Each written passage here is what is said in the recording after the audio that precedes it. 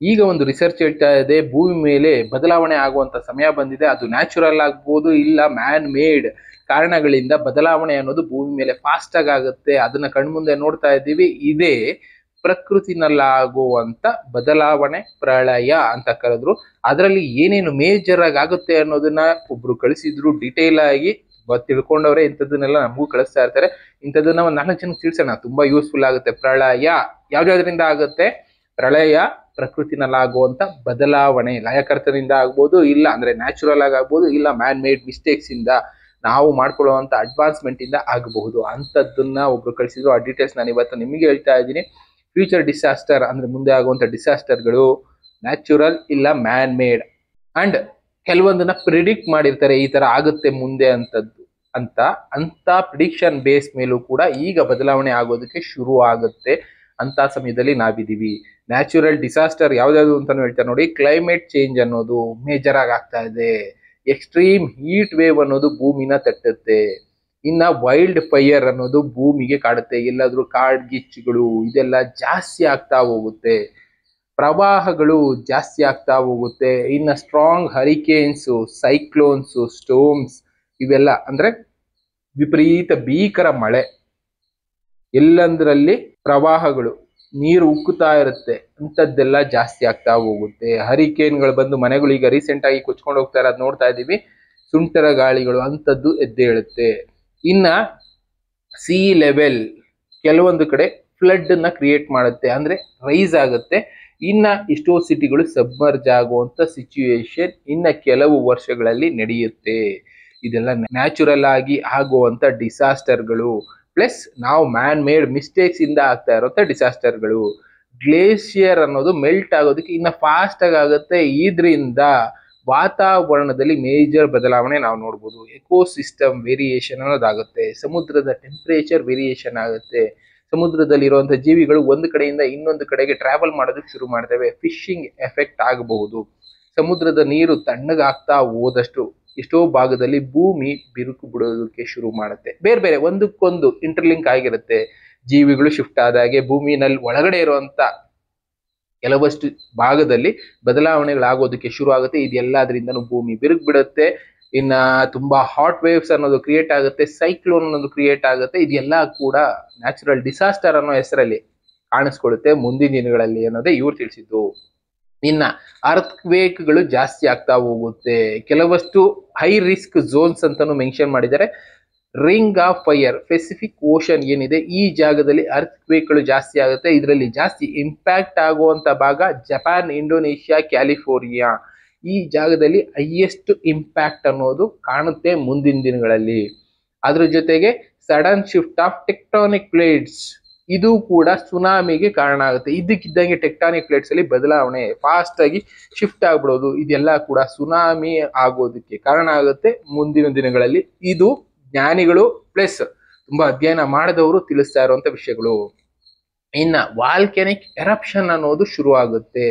Super volcano, ಭೂಮಿ ಮೇಲೆ ಇರುವಂತದ್ದು ಸಾವಿರಾರು ವರ್ಷಗಳಿಂದ ಸೈಲೆಂಟ್ ಆಗಿರುವಂತ ಸೂಪರ್ ವಾಲ್ಕೆನೋಗಳು ಆಕ್ಟಿವೇಟ್ ಆಗುತ್ತೆ. ಎಕ್ಸಾಂಪಲ್ ಅವ್ರು ಕೊಡೋದು ಯೆಲ್ಲೋ ಸ್ಟೋನ್ ಇಟ್ಕೊಳ್ಳಿ. ಇದರಿಂದ ಏನೇನಾಗುತ್ತೆ ಅಂತಾನು ಹೇಳ್ತಾರೆ ನೋಡಿ. ಕ್ಲೈಮೇಟ್ ಅಲ್ಲಿ ಬದಲಾವಣೆ ಆಗುತ್ತೆ. ಅಗ್ರಿಕಲ್ಚರ್ ಮೇಲೆ ಇಂಪ್ಯಾಕ್ಟ್ ಬೀಳುತ್ತೆ. ಆ ಧೂಳು ಹೊಗೆ, ಆ ಕೆಮಿಕಲ್ ಮಿಕ್ಸ್ ಅಂದ್ರೆ ಭೂಮಿ ಒಳಗಡೆ ಇರುವಂತ ಆ ಧೂಳು ಹೊಗೆ ಅಗ್ನಿಪರ್ವತಗಳು ಉಗ್ದಾಗ ಆಚೆ ಬರುತ್ತೆ. ಆ ಕೆಮಿಕಲ್ ವಾತಾವರಣದಲ್ಲಿ ಸೇರುತ್ತೆ. ಮಳೆನಲ್ಲಿ ಹೋಗಿ ಭೂಮಿ ಎಲ್ಲೆಲ್ಲಿ ನಾವು ಬೆಳೆ ಬೆಳೀತಾ ಇರ್ತೀವಿ ಅಲ್ಲೆಲ್ಲ ಅದು ಬೀಳೋದ್ರಿಂದ ಅಲ್ಲೆಲ್ಲ ನಾವು ಬೆಳೆ ಬೆಳೆಯೋದಕ್ಕೆ ಆಗೋದಿಲ್ಲ. ಅಂತ ಸಿಚುಯೇಷನ್ ಮುಂದೆ ಸೃಷ್ಟಿಯಾಗುತ್ತೆ.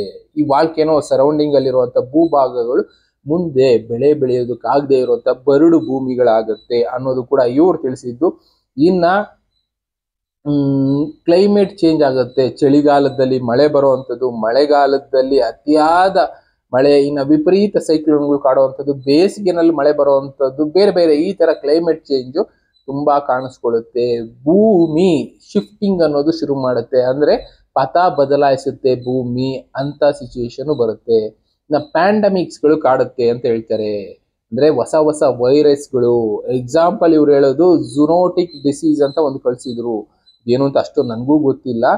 ಇದು ಬಂದು ಪ್ರಾಣಿಗಳಿಂದ, ಅಂದ್ರೆ ಡಿಫಾರೆಸ್ಟೈಸೇಷನ್, ಅಂದ್ರೆ ಕಾಡುಗಳನ್ನ ನಾಶ ಮಾಡ್ತಾ ಹೋಗ್ತೀವಿ, ಅಲ್ಲೆಲ್ಲ ಕಲ್ಟಿವೇಶನ್ ಮಾಡೋದಕ್ಕೆ ಶುರು ಮಾಡ್ತೀವಿ.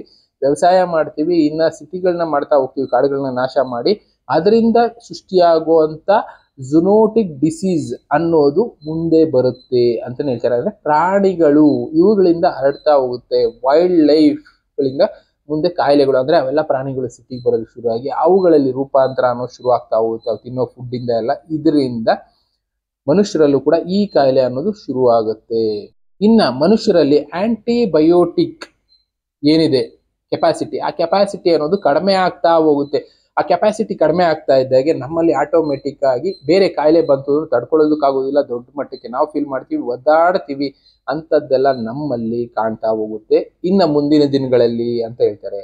ಇನ್ನ ಆಸ್ಟ್ರಾಯ್ಡ್ ಇಂಪ್ಯಾಕ್ಟ್ ಭೂಮಿಗೆ ಆಗುತ್ತೆ. ಲೋವರ್ ಆರ್ಬಿಟ್ ಅಲ್ಲಿ ತಿರುಗ್ತಾ ಇರುವಂತ ಕೆಲವಷ್ಟು ಆಸ್ಟ್ರಾಯ್ಡ್ಗಳು ಭೂಮಿನಲ್ಲಿ ಎಂಟ್ರಿ ಆಗಬಹುದು. ಅದು ಭೂಮಿನಲ್ಲಿ ಎಂಟ್ರಿ ಆದಾಗ ಕೆಲವಷ್ಟು ಭೂಭಾಗಕ್ಕೆ ಇಂಪ್ಯಾಕ್ಟ್ ಮಾಡಬಹುದು, ಇಲ್ಲ ಸುಟ್ಟು ಬೂದಿಯಾಗಿ ಅದರ ಆಶಸ್, ಬೂದಿ ಅನ್ನೋದು ಭೂಮಿ ಮೇಲೆ ಮಳೆನಲ್ಲಿ ಇಲ್ಲ ವಾತಾವರಣದಲ್ಲಿ ಸೇರಿ ಬಿದ್ದಾಗ ಅದರಿಂದ ಕೂಡ ಭೂಮಿಗೆ ಸ್ವಲ್ಪ ನೆಗೆಟಿವ್, ಅಂದ್ರೆ ಬೆಳೆ ಬೆಳೆಯೋದಕ್ಕಾಗೋದಿಲ್ಲ, ಇಲ್ಲ ಕಾಯಿಲೆಗಳು ಅನ್ನೋದು ಸೃಷ್ಟಿಯಾಗ್ತಾ ಹೋಗುತ್ತೆ. ಇದೆಲ್ಲ ಕೂಡ 90% ನ್ಯಾಚುರಲ್ ಡಿಸಾಸ್ಟರ್ ಅಂತಾನೆ ಕರೀತಾರೆ. ಇನ್ನು ಮ್ಯಾನ್ ಮೇಡ್ ಡಿಸಾಸ್ಟರ್ಗಳು ಕೂಡ ಇದಾವೆ, ಅವುಗಳು ಕೂಡ ಇನ್ನ ಮುಂದಿನ ದಿನಗಳಲ್ಲಿ ಜಾಸ್ತಿ ಆಗುತ್ತೆ ಅಂತ ಹೇಳ್ತಾರೆ. ಅದರಲ್ಲಿ ಬಂದು ನ್ಯೂಕ್ಲಿಯರ್ ವಾರ್ ಅನ್ನೋದು ನಡೀಬಹುದು. ಇಲ್ಲ ಸೆಕೆಂಡರಿ ಇನ್ನೊಂದು ಹೇಳ್ತಾರೆ ನ್ಯೂಕ್ಲಿಯರ್ ಆಕ್ಸಿಡೆಂಟ್ಸ್ಗಳಾಗುತ್ತೆ. ಅಂದ್ರೆ ಗೊತ್ತಿಲ್ದಿರೋ ಆಕ್ಸಿಡೆಂಟ್ಗಳಾಗಿ ಅದರಿಂದ ನ್ಯೂಕ್ಲಿಯರ್ ಲೀಕೇಜ್ ಅನ್ನೋದಾಗುತ್ತೆ. ಗ್ಲೋಬಲಿ ಇದರಿಂದ ಇಂಪ್ಯಾಕ್ಟ್ ಆಗುತ್ತೆ. ಇನ್ನ ನ್ಯೂಕ್ಲಿಯರ್ ಆರ್ಮ್ಡ್ ನೇಷನ್ಸ್ ಏನಿದಾವೆ ಅವುಗಳು ಇನ್ನ ಜಾಸ್ತಿ ಅದ್ರ ಬಗ್ಗೆ ರಿಸರ್ಚ್ ಮಾಡೋದಕ್ಕೆ ಶುರು ಮಾಡ್ತಾರೆ. ನ್ಯೂಕ್ಲಿಯರ್ ಆರ್ಮ್ಸ್ ಬಗ್ಗೆ ರಿಸರ್ಚ್ ಜಾಸ್ತಿ ಮಾಡ್ತಾರೆ. ಇವುಗಳಿಂದ ಕೂಡ ಮುಂದೆ ಒಂದು ದಿನ ದೊಡ್ಡ ಮಟ್ಟಕ್ಕೆ ವಾರ್ಗಳಾಗುತ್ತೆ, ಆಕ್ಸಿಡೆಂಟ್ಗಳಾಗುತ್ತೆ, ನ್ಯೂಕ್ಲಿಯರ್ ಆಕ್ಸಿಡೆಂಟ್ಗಳಾಗುತ್ತೆ. ಇದೆಲ್ಲ ಕೂಡ ಫ್ಯೂಚರ್ನ ಡಿಸಾಸ್ಟರ್ಗಳು ಅಂತಾನೆ ಕರೆದಿದ್ದಾರೆ. ಇನ್ನು ಮ್ಯಾನ್ ಮೇಡ್ ಡಿಸಾಸ್ಟರ್ ಅಲ್ಲಿ ನೆಕ್ಸ್ಟ್ ಪಾಯಿಂಟ್ ಹೇಳ್ತಾರೆ ಆರ್ಟಿಫಿಷಿಯಲ್ ಇಂಟೆಲಿಜೆನ್ಸ್ ಮಿಸ್ಯೂಸ್ ಅನ್ನೋದಾಗತ್ತೆ. ಅನ್ಕಂಟ್ರೋಲ್ಡ್ ಎಐ ಸಿಸ್ಟಮ್ ಇದು ಬಂದು ಎಕನಾಮಿಕ್ ಲೆವೆಲ್ ನ ಅರ್ಥ ವ್ಯವಸ್ಥೆಯನ್ನ ಬೀಳಿಸುತ್ತೆ. ಟೋಟಲ್ ಆಗಿ ನಾವೇನ್ ಮಾಡ್ತೀವಿ, ಎಲ್ಲ ಕೂಡ ಎಐ ಮೇಲೆ ಡಿಪೆಂಡ್ ಆಗ್ತಾ ಹೋಗ್ತೀವಿ. ಎಐ ಮೇಲೆ ಡಿಪೆಂಡ್ ಆದಾಗ ಆಟೋಮೆಟಿಕಲಿ ಜಾಬ್ ಲಾಸ್ ಅನ್ನೋದಾಗುತ್ತೆ, ಅರ್ಥ ವ್ಯವಸ್ಥೆಯಲ್ಲಿ ವೇರಿಯೇಷನ್ ಆಗುತ್ತೆ. 1,00,000 ಜನ ಜಾಬ್ ಕಳ್ಕೊಂಡ್ರು ಅಂದ್ರೆ ಅವ್ರ ಮೇಲೆ ಡಿಪೆಂಡ್ ಆಗಿರುವಂತ ಒಂದು 3-4 ಜನ ಫ್ಯಾಮಿಲಿ 4 ಲಕ್ಷ ಜನಕ್ಕೆ ಇಂಪ್ಯಾಕ್ಟ್ ಆಗುತ್ತೆ. ಇನ್ನು ಅವರ ಸಂಬಳದಲ್ಲಿ ಬಿಸ್ನೆಸ್ಗಳು ನಡೀತಾ ಇತ್ತು, ಅವ್ರು ಹೋಗಿ ಏನೇನಾದ್ರೂ ಬೈ ಮಾಡ್ತಾ ಇದ್ರು, ಆ ಬೈಯಿಂಗ್ ಎಲ್ಲ ಸ್ಟಾಪ್ ಆಗುತ್ತೆ. ಇದರಿಂದ ಕೂಡ ಅರ್ಥ ವ್ಯವಸ್ಥೆ ಬಿಸ್ನೆಸ್ ಎಲ್ಲ ವೇರಿಯೇಷನ್ ಅನ್ನೋದು ಕಾಡುತ್ತೆ. ಓವರ್ ಆಲ್ ಆಗಿ ಅರ್ಥ ವ್ಯವಸ್ಥೆಯಲ್ಲಿ ಇಂಪ್ಯಾಕ್ಟ್ ಅನ್ನು ಕಾಣಿಸ್ಕೊಳ್ಳುತ್ತೆ ಆರ್ಟಿಫಿಷಿಯಲ್ ಇಂಟೆಲಿಜೆನ್ಸ್ ಇಂದ. ಇನ್ನ ಮಿಸ್ಇನ್ಫಾರ್ಮೇಶನ್, ಇದು ಕೊಡ್ತಾ ಇರೋದೇ ಸರಿಯಾದ ಇನ್ಫಾರ್ಮೇಶನ್ ಅನ್ಕೊಂಡು ನಾವು ಕೆಲವಷ್ಟು ತಪ್ಪುಗಳನ್ನ ಮಾಡ್ತೀವಿ. ಫಿಸಿಕಲ್ ಆರ್ಮ್ ಕೂಡ ಆಗ್ಬೋದು, ಅಂದ್ರೆ ನಾವು ರೋಬೋಟಿಕ್ಸ್ಗೆಲ್ಲ ಆರ್ಟಿಫಿಷಿಯಲ್ ಇಂಟೆಲಿಜೆನ್ಸ್ ಪ್ರೋಗ್ರಾಮಿಂಗ್ ಮಾಡಿ ಏನೇನೋ ಮಾಡಿರ್ತೀವಿ, ಅದು ತಪ್ಪು ಮಾಡುವಂತ ಚಾನ್ಸಸ್ ಇರುತ್ತೆ. ಇದು ಕೂಡ ಮುಂದೆ ಆಗುವಂತ ಡಿಸಾಸ್ಟರ್. ಇನ್ನ ಸೈಬರ್ ವಾರ್ಫೇರ್ ಅಂತ ಕರೆದಿದ್ದಾರೆ. ಅಂದ್ರೆ ಪವರ್ ಗ್ರಿಡ್ಸ್ ಮೇಲೆ ಅಟ್ಯಾಕ್ ಅನ್ನೋದಾಗುತ್ತೆ. ರೀಸೆಂಟ್ ಆಗಿ ಸ್ಪೇನ್ ಅಲ್ಲಿ ಈ ಕಡೆ ಎಲ್ಲ ಪವರ್ ಗ್ರಿಡ್ಸ್ ಮೇಲೆ ಅಟ್ಯಾಕ್ ಆಗಿತ್ತು. ಅದು ಸೋಲಾರ್ ಸ್ಟೋಮ್ ಇಂದ ಆಗಿತ್ತು, ಇಲ್ಲ ಬೇರೆ ಯಾರಾದ್ರೂ ಹ್ಯಾಕ್ ಮಾಡಿದ್ರು ಗೊತ್ತಾಗಿಲ್ಲ, ಅಂತದ್ದು ಆಗುತ್ತೆ. ಇದರಿಂದ ಏನೇನಾಗುತ್ತೆ, ಈ ಸೈಬರ್ ಅಟ್ಯಾಕ್ ಎಲ್ಲೆಲ್ಲಾಗುತ್ತೆ ಅಂತ ಹೇಳ್ತಾರೆ ನೋಡಿ. ಫೈನಾನ್ಷಿಯಲ್ ಸಿಸ್ಟಮ್ ಅಲ್ಲಾಗ್ಬೋದು, ಫೈನಾನ್ಷಿಯಲ್ ಕ್ರೈಸಿಸ್ ಬರ್ಬೋದು, ಇನ್ನ ಪವರ್ ಗ್ರಿಡ್ಸ್ ಮೇಲೆ ಆಗ್ಬೋದು. ಅದ್ರ ಜೊತೆಗೆ ಡಿಫೆನ್ಸ್ ಸಿಸ್ಟಮ್ ಇಲ್ಲೂ ಕೂಡ ಸೈಬರ್ ಅಟ್ಯಾಕ್ ಆಗಿ ಟೋಟಲಿ ಪ್ಯಾರಾಲಿಸಿಸ್ ಆದಂಗೆ ಎಲ್ಲ ಕೂಡ ವರ್ಕಿಂಗ್ ನಿಲ್ಲಿಸ್ಬಿಡ್ಬೋದು. ಏನಾಗುತ್ತೆ, ವರ್ಕಿಂಗ್ ನಿಲ್ಲಿಸ್ಬಿಟ್ರೆ ಡಿಫೆನ್ಸ್ ಸಿಸ್ಟಮ್ ವರ್ಕಿಂಗ್ ಇಲ್ಲ, ಫೈನಾನ್ಷಿಯಲ್ ಸಿಸ್ಟಮ್ ವರ್ಕಿಂಗ್ ಇಲ್ಲ, ಎಲ್ಲ ಹ್ಯಾಕ್ ಮಾಡಿ ಟೋಟಲ್ ಆಗಿ ಬ್ಲಾಕ್ ಮಾಡಿಬಿಟ್ಬಿಟ್ರೆ ಏನೂ ಕೂಡ ನಡೆಯೋದಿಲ್ಲ ಭೂಮಿ ಮೇಲೆ. ಕೆಲವಷ್ಟು ದಿನ ಇಂಥದ್ದು ಸಂದರ್ಭ ಬರುತ್ತೆ. ಡಿಫೆನ್ಸ್ ಸಿಸ್ಟಮ್ ವರ್ಕ್ ಆಗೋದಿಲ್ಲ, ಈ ಕಡೆ financial crisis, bank account use ಮಾಡೋಕ್ಕಾಗಲ್ಲ, ವಿಡ್ರಾ ಮಾಡೋಕ್ಕಾಗಲ್ಲ, ಅಕೌಂಟಲ್ಲಿ ಇರೋದೆಲ್ಲ ಖಾಲಿ ಅನ್ನೋಂಗೆ ಕಾಣಿಸುತ್ತೆ, ಏನಾಗುತ್ತೆ ಅಂತ ನಮಗೆ ಗೊತ್ತಾಗೋದಿಲ್ಲ, ಅಂಥದ್ದು ಬರುತ್ತೆ. ಪವರ್ ಗ್ರಿಡ್ಸ್ಗಳು ನಮ್ಮ ಕರೆಂಟೇ ಇರೋದಿಲ್ಲ, ಅಂತ ಸಿಚುಯೇಷನ್ ಮುಂದಿನ ದಿನ ಬರಬಹುದು ಅನ್ನೋದು ಇವ್ರು ತಿಳಿಸ್ತಾ ಇರೋದು. ಇನ್ನು ಬಯೋಲಾಜಿಕಲ್ ವೆಪನ್ಸ್ ಕಂಡುಹಿಡಿತಾ ಇದ್ದಾರೆ ಕೆಲವಷ್ಟು ಕಡೆ. ಅದರಿಂದ ವೈರಸ್, ಬ್ಯಾಕ್ಟೀರಿಯಾ ಇಂಥದನ್ನ ಕಂಡಿಡಿದು ಬೇರೆಯವ್ರ ಮೇಲೆ ಪ್ರಯೋಗ ಮಾಡೋ ಪ್ರಯತ್ನ ಮಾಡ್ತಾ ಇದ್ರಲ್ಲ, ಅದನ್ನ ಜಾಸ್ತಿ ಆಗ್ತಾ ಹೋಗುತ್ತೆ. ಟೆರರಿಸ್ಟ್ಗಳು ಇಂಥದ್ದನ್ನ ಬಳಸ್ಕೊಳ್ತಾರೆ ದೇಶಗಳನ್ನ ಹಾಳು ಮಾಡೋದಕ್ಕೆ ಅಂತ ಕೂಡ ಇವ್ರು ತಿಳಿಸ್ತಾರೆ. ಎನ್ವೈರನ್ಮೆಂಟಲ್ ಕೊಲ್ಯಾಪ್ಸ್ ಅನ್ನೋದಾಗುತ್ತೆ. ಅಂದ್ರೆ ಪೊಲ್ಯೂಷನ್ ಜಾಸ್ತಿ ಆಗ್ತಾ ಹೋಗುತ್ತೆ. ಬಯೋಡೈವರ್ಸಿಟಿನ ಜನ ಮರಿತಾರೆ. ಅಯ್ಯೋ ಇದ್ದಿದ್ದೆ ನಮ್ಮ ಕೆಲಸ ನಾವು ಮಾಡ್ಕೊಳ್ಳೋಣ ಅನ್ಕೊಂಡು ಈಗೇನಿದೆ ಇದಕ್ಕಿಂತ ಜಾಸ್ತಿ ಪೊಲ್ಯೂಷನ್ ಅನ್ನು ಕ್ರಿಯೇಟ್ ಮಾಡ್ತಾ ಹೋಗ್ತಾರೆ. ಒಂದು ಎಕ್ಸಾಂಪಲ್ ಹೇಳ್ಬೇಕು ಅಂದ್ರೆ ಇನ್ನೊಂದು ವಿಡಿಯೋದಲ್ಲಿ ನಿಮಗೆ ತಿಳಿಸ್ತಿದ್ದೀನಿ. ನಾವು ಇವಾಗ ಪ್ಲಾಸ್ಟಿಕ್ ನ ತಡಿಬೇಕು ಅಂತ ಹೇಳಿ ಮರಗಳು ಪೇಪರ್ನ ಬಳಸ್ತಾ ಇದೀವಿ, ಪೇಪರ್ ಬ್ಯಾಗ್ಗಳು, ಪೇಪರ್ ಇದು ನಾವು ಸೇವ್ ಮಾಡ್ತಾ ಇದೀವಿ ಅನ್ಕೊಳ್ತೀವಿ. ಇಲ್ಲ, ಪ್ಲಾಸ್ಟಿಕ್ ಅಲ್ಲಿ ಆಗ್ತಾ ಇತ್ತಲ್ಲ ಪೊಲ್ಯೂಷನ್, ಅದಕ್ಕಿಂತ ಜಾಸ್ತಿ ಪೊಲ್ಯೂಷನ್ ಇಲ್ಲ ಆಗ್ತದೆ. ಯಾಕೆ ಅಂದ್ರೆ ದಿನವೊಂದಕ್ಕೆ ಲಕ್ಷಾಂತರ ಮರಗಳನ್ನ ಪೇಪರ್ ಬ್ಯಾಗ್ಗೋಸ್ಕರ ಕಟ್ ಮಾಡ್ತಾ ಇದೀವಿ. ಅಂದ್ರೆ ನಾವು ನೇಚರ್ ಉಳಿಸ್ತಾ ಇದೀವ, ಡಿಸ್ಟ್ರಾಯ್ ಮಾಡ್ತಾ ಇದೀವ. ಹೇಳಿದ್ನಲ್ಲ, ನಾವು ಮಾಡೋ ಕೆಲಸ ಬೇರೆ ರೀತಿ ಇಂಪ್ಯಾಕ್ಟ್ ಆಗುತ್ತೆ. ಬಯೋಡೈವರ್ಸಿಟಿನಲ್ಲಿ ವೇರಿಯೇಷನ್ ನಾವೇ ಮಾಡ್ಕೊಂಡ್ಬಿಟ್ಟು ಅನಾನುಕೂಲಗಳು ಸೃಷ್ಟಿಯಾಗುತ್ತೆ. ಇಂಥದ್ದಕ್ಕೂ ಕಾರಣ ಆಗ್ತಾ ಇದೆ. ಇನ್ನ ಇದೆಲ್ಲ ಕೂಡ ಮ್ಯಾನ್ ಮೇಡ್ ಡಿಸಾಸ್ಟರ್, ನಾವು ನಮ್ಮ ಕೈಯಾರೆ ಮಾಡ್ಕೊಳ್ಳೋವಂಥದ್ದು. ಆ ಕಡೆ ನ್ಯಾಚುರಲ್ ಒಂದ್ ಕಡೆ ಡಿಸಾಸ್ಟರ್ ಆದ್ರೆ, ಇನ್ನೊಂದ್ ಕಡೆ ಮ್ಯಾನ್ ಮೇಡ್ ಡಿಸಾಸ್ಟರ್. ಎರಡೂ ಕಡೆಯಿಂದ ಭೂಮಿನಲ್ಲಿರುವಂತ ಜನರನ್ನ ಮುಂದಿನ ದಿನಗಳಲ್ಲಿ ಕಿತ್ಕೊಂಡು ತಿನ್ನುತ್ತೆ. ಇದರಿಂದ ಹೇಗಾದ್ರೂ ಬಚಾವಾಗೋದಕ್ಕೆ ಉಪಾಯ ಇದೆಯಾ ಅಂದ್ರೆ ಇದೆ ಅಂತಾನೆ ಹೇಳ್ತಾರೆ. ಕೆಲವಷ್ಟು ನ್ಯಾಚುರಲ್ ಫೆನಾಮಿನಾಗಳು ಅಂದ್ರೆ ನ್ಯಾಚುರಲ್ ಆಗಿ ಆಗುವಂತ ಇನ್ಸಿಡೆಂಟ್ಗಳಿಗೆ ಬಿಫೋರ್ ಆಗಿ ನ್ಯಾಚುರಲ್ ಫೆನಾಮಿನಾ ಅಂದ್ರೆ ನೇಚರ್ ಇನ್ಫಾರ್ಮೇಶನ್ ಕೊಡುತ್ತೆ. ಈ ತರ ಬದಲಾವಣೆ ಆಗುತ್ತೆ, ಎಚ್ಚೆತ್ಕೊಳ್ಳಿ, ಈ ತರ ಆಗುತ್ತೆ, ತಿಳ್ಕೊಳ್ಳಿ ಅನ್ನೋದನ್ನ ನೇಚರ್ ಅನ್ನೋದು ಪ್ರಿಡಿಕ್ಟ್ ಮಾಡ್ತಾ ಹೋಗುತ್ತೆ. ಇನ್ನ ಎಷ್ಟೋ ಜನಕ್ಕೆ ಇದರ ಬಗ್ಗೆ ಅರಿವು ಮೂಡಿಸುತ್ತೆ, ಯಾವುದೋ ಒಂದು ಮೂಲಕ.